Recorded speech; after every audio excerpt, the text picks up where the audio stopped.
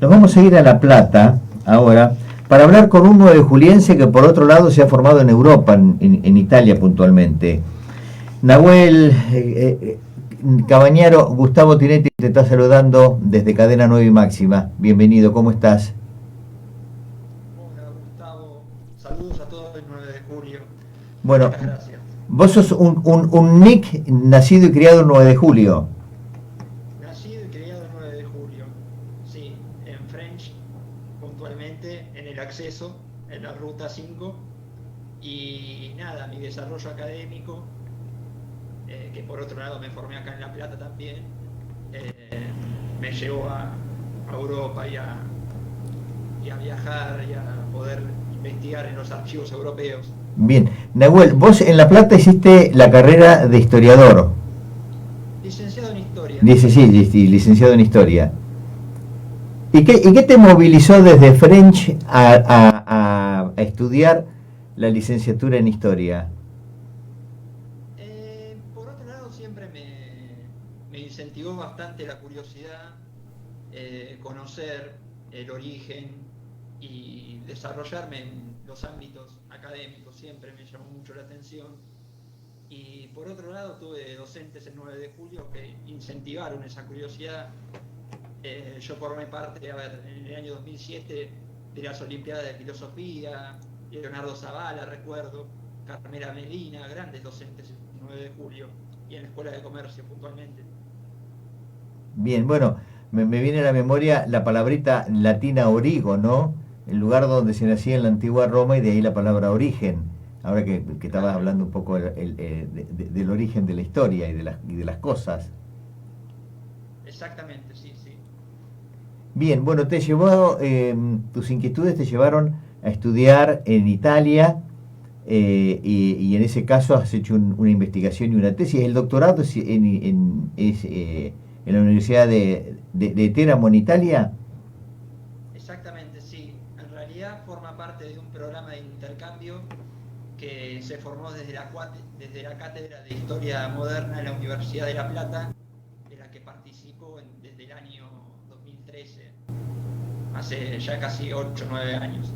Y mis tutores académicos, mis mentores académicos de Argentina, el doctor Víctor Pereira y la doctora María Inés Carsolio, en contacto con Francesco Benigno, coordinador del doctorado de Teramo en su momento, un gran autor italiano de bestseller, de hecho, que estudia la mafia, la camorra, se interesaron en mi trabajo y después de haber regresado de una estancia muy corta en Francia, haciendo estudios de grado, pude aplicar para la beca doctoral, digamos, allá en Italia.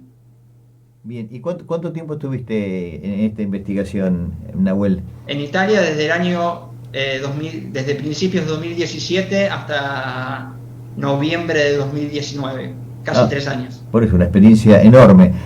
Bueno, antes de ir al punto tuyo de investigación, cuando estamos hablando de historia contemporánea, ¿a qué nos estamos refiriendo? Historia contemporánea son los siglos XIX y XX ya para los historiadores. Digamos que historia moderna sería del siglo XV al siglo XVIII y antes de eso historia medieval.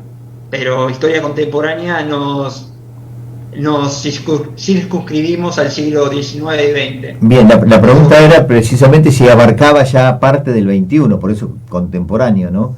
Sí, O es también, prematuro también. todavía. También, sería hasta el presente. Lo que sucede es que la historia nace como disciplina, digamos, con el surgimiento del Estado-Nación. Bien. Por eso a Bartolomé Mitre se le llama el primer historiador de Argentina, uno de los primeros, en ese sentido. La necesidad de construcción de un Estado hace que la historia nazca como disciplina científica, de hecho. Sí, bueno, y además fue el que fue sistematizando los hechos más importantes hasta ese momento, ¿no? En varios tomos, por otra parte. Sí, varios tomos, sí, sí. Bueno, vamos al Eh, punto de investigación tuyo en Italia, en Teramo. Básicamente mi investigación es sobre los acreedores privilegiados de la monarquía hispánica en los siglos XVI y XVII, en parte, de la ciudad de Génova, ¿no?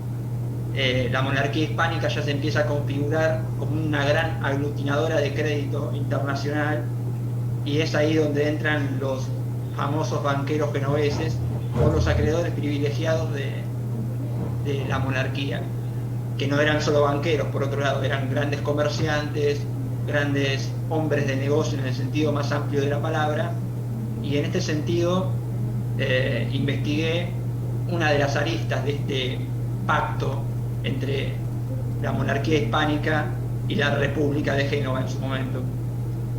Esto ha llevado a que los genoveses se conviertan en grandes contratistas, si se quiere, de los rubros para la explotación naval, financiera, digamos, y lo que es la circulación de bienes con América. En particular, yo trabajé sobre lo que se llama un asiento esclavista. El asiento esclavista vendría a ser un contrato para enviar mano de obra esclava, en este caso a Buenos Aires. Bien, y eso, ¿cómo estaba surgiendo? Sí, ¿perdón?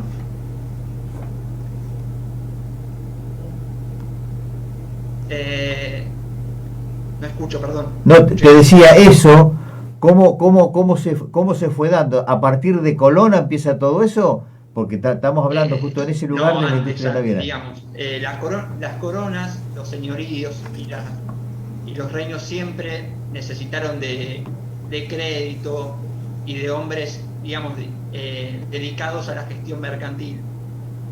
Si se quiere, son los reyes católicos los que empiezan a cambiar un poco la fisonomía de la hacienda castellana en su momento, y comienzan a contratar a estos mercantes como Colón, que por otro lado Colón también fue acreedor de o mercante al servicio de la monarquía portuguesa, de hecho. Bien. Y bueno, esto continúa durante los siglos XVI y XVII, y la familia que yo investigué, que se llaman los Salvago, una parte pequeña de esta familia, muy ligada al poder político de Génova, por otro lado, en relación al linaje de los Doria, se metieron en una de estas ramas al servicio de la monarquía, que incluía el envío de esclavos a Buenos Aires, puerto que había sido prohibido, vedado, y que se abrió en particular para este asiento, para este menester. Bien, y eso fue trasladado a toda América, no solo en Buenos Aires.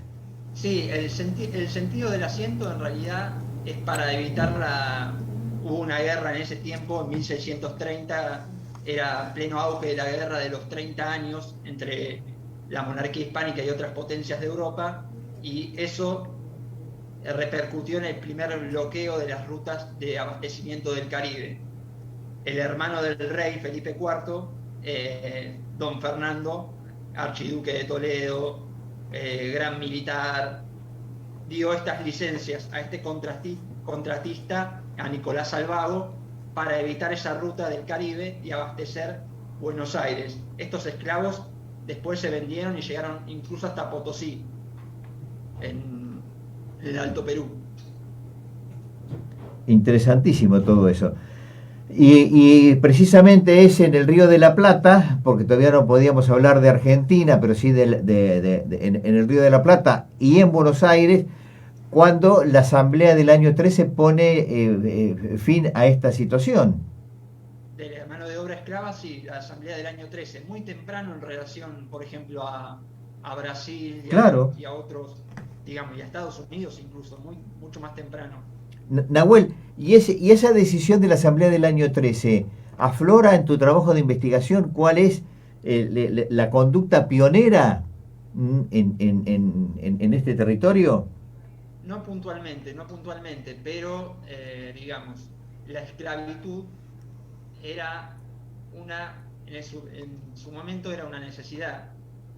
Después del descubrimiento de América, digamos, la baja de población nativa y las colonias eran muy incipientes como para desarrollar una fuerza de trabajo. y respondía, y también la intención de los reyes católicos de no, por ejemplo, de no esclavizar a los nativos americanos, aunque esto se dio, como siempre, se daba, pero la intención de los reyes era tratar a los nativos americanos como súbditos. De ahí despertó en la monarquía la necesidad de crear canales alternativos para, digamos, fortalecer la demanda de trabajo.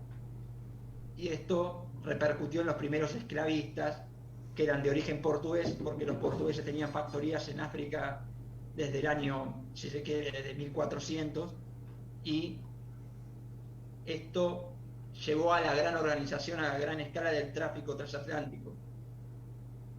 Digamos, la mano de obra esclava se convirtió en una necesidad para, digamos, construir las ciudades, fortalecer, si se quiere, las defensas de las ciudades también, trabajar en el campo, etcétera. ¿Y cómo afloran los de la comunidad africana precisamente en todo este contexto?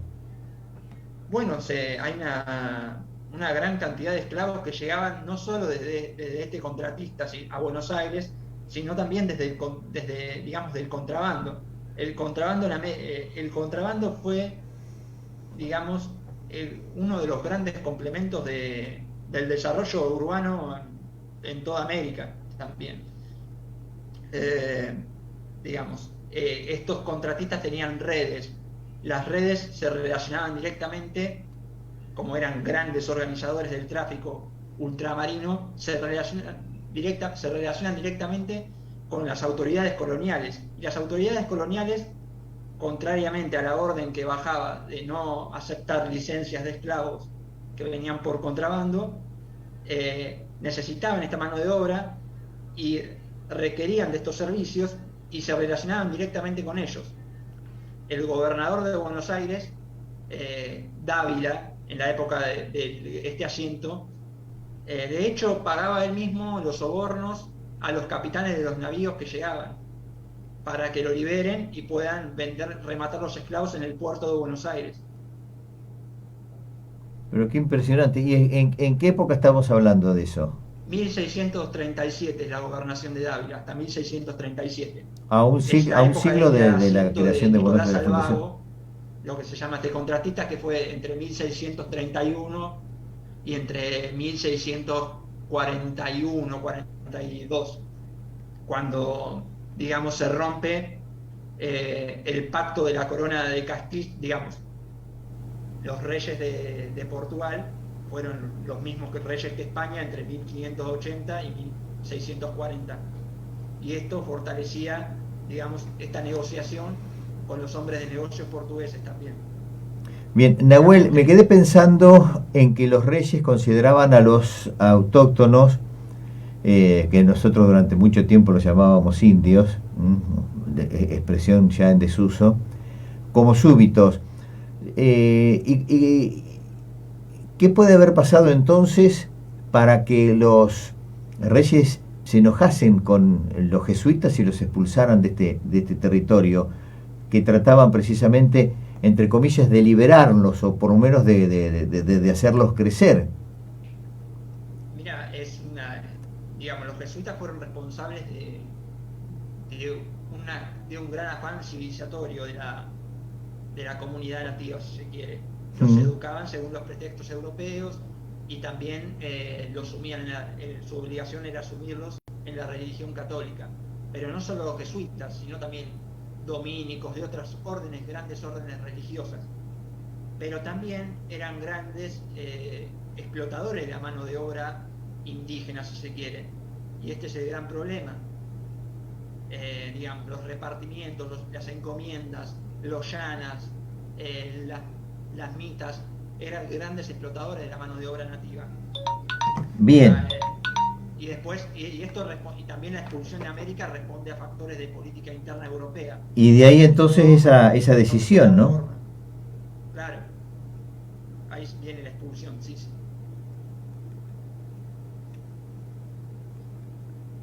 Y